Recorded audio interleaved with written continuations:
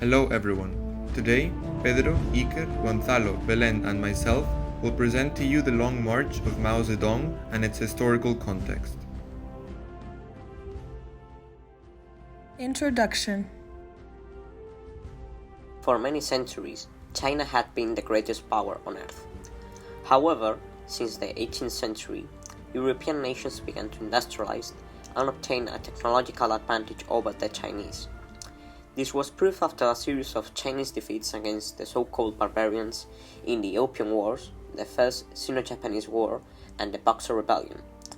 All these military disasters weakened the ruling dynasty in China, the Qing, a family that came from the region of Manchuria. The instability led to a general revolt that successfully deposed the last Qing Emperor, Puyi, and established the Chinese Republic in 1912 under the president Sun Yat-sen. Unfortunately, a number of corrupt leaders led to internal revolts over all China, with the equivalent of modern feudal lords fighting each other for power. In this situation arises the figure of Chiang Kai-shek, director of the Kuomintang, a political party inspired by the ideas of Sun Yat-sen. Chiang was also the generalissimo of the Chinese armies, and thanks to his military power, he began a campaign against the various warlords, including the Communist Party. This had been founded in 1921 and garrisoned the province of Jiangxi. This is the reason why the Long March took place. Origins. Mao was born on the 26th of December of 1893 into a peasant family in Shaoshan in the Hunan province in central China. Mao was a voracious reader, and he particularly liked popular historical novels concerning rebellions and conventional military heroes. At the age of 13, after 5 years of education in the local primary school, he was forced by his father to leave school and return to the farm, but he continued studying on his own. He read the works of nationalist reformers such as Kang Youwei and many Marxist literature. This will have a huge impact on his personality. He developed an admiration for the strong emperors in earlier periods of Chinese history and for certain Western statesmen, including George Washington. Mao's career in the army was brief and uneventful. He convinced his father to let him return to school, and from 1913 until 1918 he was in the first Hunan Normal School.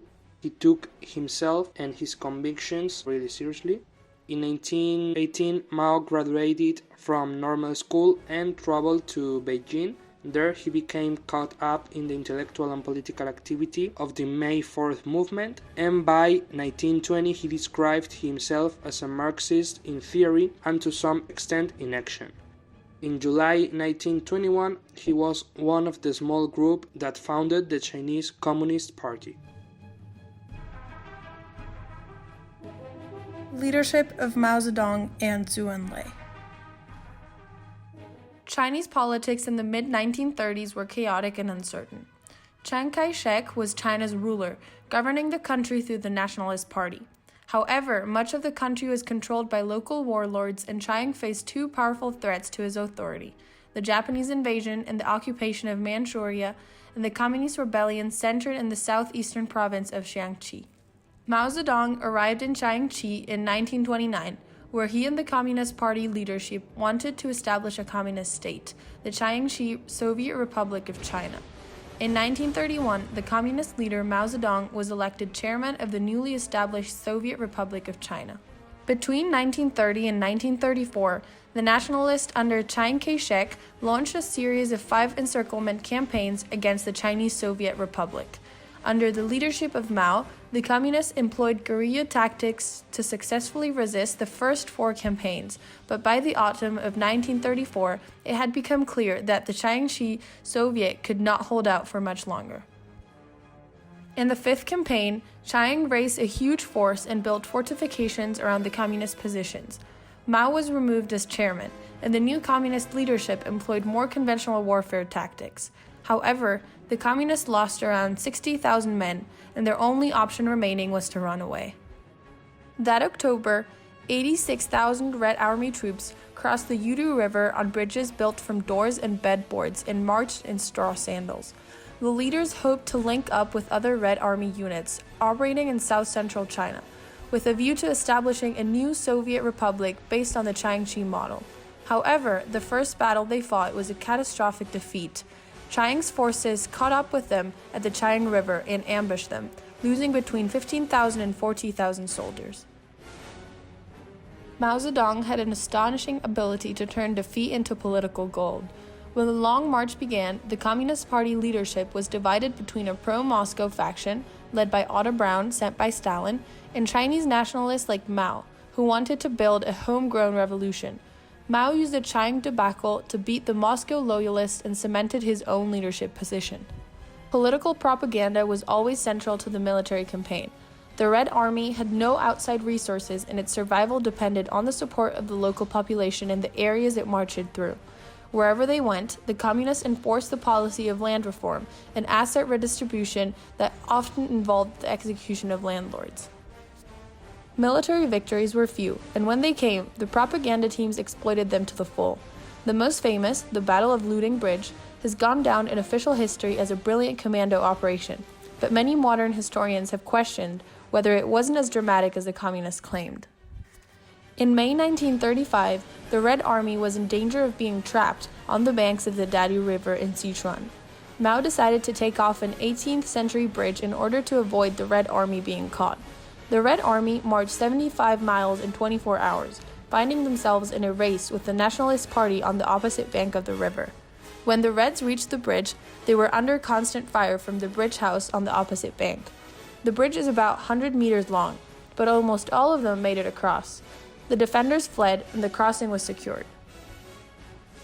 Chairman Mao declared the Long March over when he reached the province of Shaanxi, which served as the Communist Party's base until its victory in 1949. By some estimates, 8,000 or fewer marchers completed the journey, which covered more than 4,000 miles and crossed 24 rivers and 18 mountain ranges. However, by surviving, the Communists secured a victory. The Long March marked the emergence of Mao Zedong as the undisputed leader of the Chinese Communist Party. Learning of the communist heroism and determination in the Long March, thousands of inspired young Chinese traveled to Shaanxi, a province in the northwestern part of China, to enlist in Mao's Red Army. At this point, however, with the start of the Sino-Japanese War, Mao and Chiang Kai-shek united their forces to fight the Japanese invaders. This alliance stopped in 1940 and the Civil War restarted. Due to the attrition suffered by the nationalist government during the war, the communists started to gain the upper hand. After many long and cruel years, the Civil War was over. The 21st of September of 1949, the People's Republic of China was founded. The previous government, led by Chiang Kai-shek, was defeated. The nationalist government then fled with its supporters to Taiwan, never to come back to mainland China. With no one to oppose his rule, Mao finally became leader of the People's Republic of China as chairman of the Communist Party. It is often said that history is written by the winners. The Long March narrative that is taught in Chinese schools today reflects the way Mao believed it should be understood. It would be wrong to call it a lie. The march did happen, and it was an astonishing achievement. It's rather that the story has been shaped to provide a lesson in Maoist values: physical toughness, self-sufficiency, endurance, and a strong bond between the Communist Party and peasantry. However, more often than not, the fact that only 10% of the people who started the march survived is omitted, as it dilutes the legendary touch of the event. However, it is also crucial to stress the importance of Zhou Enlai, a man who would much later become prime minister after Mao retired himself from public life. Zhou was a man of vital importance to the Chinese Communist Party during its early stages. He had strong connections with Chiang Kai-shek, and he was the one who acted as intermediary between them and the nationalist government. He also had very strong ties with the Russian government, a vital relation that saved the Chinese communists in more than one occasion in their early beginnings. Zhou slowly grew into prominence over the years, but after the Long March, Mao's position as chairman was absolute, and Zhou was forced to accept his leadership. Later on, after the creation of the People's Republic of China, he served as foreign minister and was one of the only rational voices in the communist government. Legends. From defeat to inspiration. Judging merely by the numbers and statistics, anybody would think that the Long March was a disaster for the CCP and a military and strategic humiliation. The Red Army was outnumbered and more poorly organized, and was forced to retreat from the southern provinces amid terrible losses. When they set out on their escape to the north, they had no set route or destination, and took everything they could with them, from furniture to printing presses, while enduring constant assaults and airstrikes. Its single greatest defeat came when crossing the Shan River, where they lost 40,000 men in just 2 days. And this was just the beginning. In the journey that followed, they had to endure crossing heights of up to 5,000 meters, swamps which swallowed thousands, starvation, and unpredictable routes and turns. All of this in addition to attacks and persecution by enemy forces. In the end, of the 160,000 men that set out, only 10% made it alive. As I said, common sense would judge this as a catastrophe for the communists. However, Mao managed to turn it into a major element in its propaganda machine. It became, and still is to this day, an inspirational tale about the survival, resilience, heroism and martyrdom of the founders of modern China. This, however, was often achieved through exaggeration and manipulation of the events at the expense of truth. A good example is the famous battle at Luding Bridge. The official story is that 22 soldiers bravely crossed a fragile chain bridge under heavy enemy fire and fiercely stormed the opposite side to secure the Red Army's passage. It is one of the most famous and iconic events in the whole march, highlighting a heroic triumph against all odds. Recently collected eyewitness accounts, however, suggest that only a handful of disorganized warlords guarded the bridge, and that these would have fled when seeing the approaching army. Another distorted element is the value of Mao's leadership.